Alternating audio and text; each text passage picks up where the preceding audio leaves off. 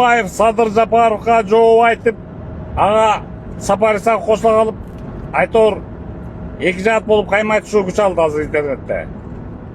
Ана мен өз ой пикиримди кошуп кетейин.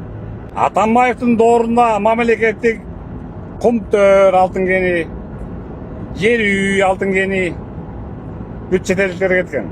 Кумтөр Канадага кеткен, жер үй Россияга кеткен. Жетим тоо Кытайларга кеткен. Кара кече Кытайга кеткен. Ошум ырыс бул нерсенин баары чет элдиктер алган. Ал эми азыркы бийликтин тушунда бул аталган азыркы жерген компаниянын баары элдин мамлекеттин эсебине өттү. Азыр элге иштеп атат. Атамбаевдин доорунда вор узаконный Азиз Батукаевди кызыл килем менен узатып коюшкан аэропортто өстү. Чуть ли не Атамбаев өзү жүрүп барган эмес. Бүт на высшем государственном уровне узатышкан. Жүгүнүп ийилип турса узатышкан. Ал эми азыркы бийликтин тушунда болсо вор камчы Көлбаевди аты өлтүрүшүп туруп, анын аркасынан келаткандардын баарын талкалап, Апшак, Положенец, последовательдерин баарын талкалап, чөгөлөтүп, кесим сулатып, качканы качып алардын. Азыркы бийлик ошондо талкалап койду. Мына ошол жерде салыштырдыла. Атамбаев ким болгон, азыркы бийлик кандай? Салыштырып койгула өзүңөргө. Атамбаевдин доорунда коррупция гүлдөп өсүп өнүккөн. Рай миллион пайда болгон. Шопурлардын заманы болчу. Икрам Илмиянов миллионер болгон. Шопур башкарып калган мамлекетти. Икрам Илмиянов деген. Коррупция гүлдөп өнүп, доорулап, чайлап коолаган. Айлык акылдар башы көтөрүлгөн эмес. 10-15 миң, 20 миңге чыгып калса, о чоң айлык деп сүйүнүшүп, анан айда жылда бир имарат курулса, аны кызыл лента кесип, чоң тажа соолуп, мына көрдүңөрбү, кыйратып дешиптим эле. Ошондой болгон. Ал эми азыркы заманда болсо, азыркы биздин тушунда болсо, ошол эле рай миллион камалып, коррупционерлердин баары камалып, кесилгени кесилип, атка төлөгөн төлөп, казананы толтуруп берген, жеген, урдагандардын баарын. Мамлекеттик ишканалар, детсадтар баары мамлекетке өтүп, бүт баарын ошо иреттештирип атышат азыркы бийлик. Айлыктар болсо в разы өстү.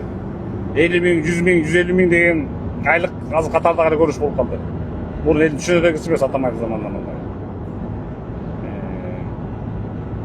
Күнүнө ондогон, жүздөгөн имараттар куруп, новостройкалар, этаж үйлөр, узун зымыраган жолдор салынып, айтор азыр жетишпей аткандай, азыр жетишпей десеңер күндөп түрлө.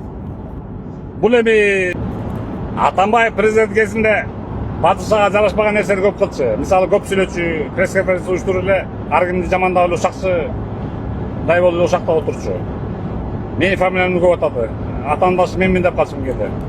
Менин бесплатный пресс-службам деп койчумун мен Атамбаевди. Мына мен даңктап бактап атат. Бир нерсе мотуйт деп чыкканда эле. Андан тышкары ошол көрүнгөндө лапша эле жамандап эле аяк жагы гитара чертип ырдап, ал ырлар болсо мамлекеттик радиолордон берилип, маршруткалардан ырдалып калган анын ырлары. Артист болуп кеткен да. Падышага жарашпай турган нерсе. Ал эми азыркы бийликти карасаңар, аябай сухой, официальная, протокольная рожа, планшетти карап сүйлөйт. Лишний калжаң жок. Официоз, официально баары. По чувству, по сути сүйлөйт. Лишний бир сөзү жок. Муну салыштырып баккыла.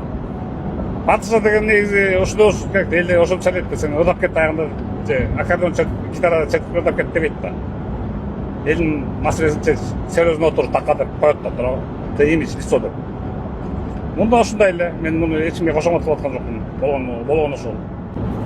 Атамбаев президент кезинде падышага жарашпаган нерсени көп кылчу. Мисалы көп сүйлөчү, пресс-конференция уюштуруп эле ар кимди жамандап эле ушакчыдай болуп эле ушакта отурчу. Менин фамилиямды көп атады. Атаандашы менмин деп калчумун кээде. Менин бесплатный пресс-службам деп койчумун мен Атамбаевди. Мына мен даңктап бактап атат. Бир нерсе мотуйт деп чыкканда эле. Андан тышкары ошол көрүнгөндө лапша эле жамандап эле аяк жагы гитара чертип ырдап, ал ырлар болсо мамлекеттик радиолордон берилип, маршруткалардан ырдалып калган анын ырлары. Артист болуп кеткен да. Падышага жарашпай турган нерсе. Ал эми азыркы бийликти карасаңар, аябай сухой, официальная, протокольная рожа, планшетти карап сүйлөйт. лишний калжаң кулжаңы жок. Официоз, официально бары. По сути сүйлөйт. Лишний бир сөзү жок. Муну салыштырып бактыла. Атамбаев болсо бийликке 90 баланын өлүмү аркылуу келген. Чыпылдаган канды кечип келип отурган такка. Бирок ошолордун үмүтүн актаган жок. Бүт коррупцияга айланып мамлекетти 7 жылда талкалап бүттү. Ал талкаланып бүткөндөн кийин 7 апрель батырлар уят ар намыс бар экен. Уялгандан Атамбаев сураган акчаганда элден кечирим сурады. Кечирип койгула. Биз акмактарды алып келип атабыз. Убактылуу өкмөт 15 кишини алып келип турбуз. Атамбаев баш кылды. Булар бизди 7 апрелде уят кылды. Кечирип койгула деген. Алар үчүн ар намыс уят бар экен 7 апрелде батырлар. Мына суть лицосу. Ал эми азыркы бийликте болсо билесиңер. Октябрь революциясында 20-жылы калың эл алып чыгып эле, как узник совести абийир туткун катары алып чыгышкан, алып чыгып эле шайлоо объявить этип эле 80% менен жеңип келген. Аны билесиңер баарына. Баарына бул да өзүңөр колдогонсуңар. Ал эми бүгүнкү бул Акыя Каймачева кошула алган Сапар Исаков сүйлөбөсүнчү, эл сүйлөсө дагы. Дал ушул Сапар Исаков деген өзү Максим Бакиевдин командасында жүргөндө илгери коррупционный схемалар үйрөнгөн, анын баарын кийин Атамбаевга үйрөтүп, өзү баш болуп коррупцияга киришип, тестен жеп өлгүдө Кытайлардын акчасын. Бир пластика болсо $600 алып келип, жыгачаттарын бар музейге алып тизип, ар бирин $20,000 аны эл унута элек, Сапар Исаков өзү унутуп калбасын. Өзү болсо тиги азыр Москвада $2 миллион турган ресторан салып, ал каякта $2 миллион анын акча. Ошентип коррупциянын гүлөткөнүн ана башы Сапар Исаков. Эл сүйлөсө ушу Сапар Исаков сүйлөбөсүн. Анан өзүңөр салыштырып баккыла ошол. Мен Толстойдун айттым, тиягында биягында.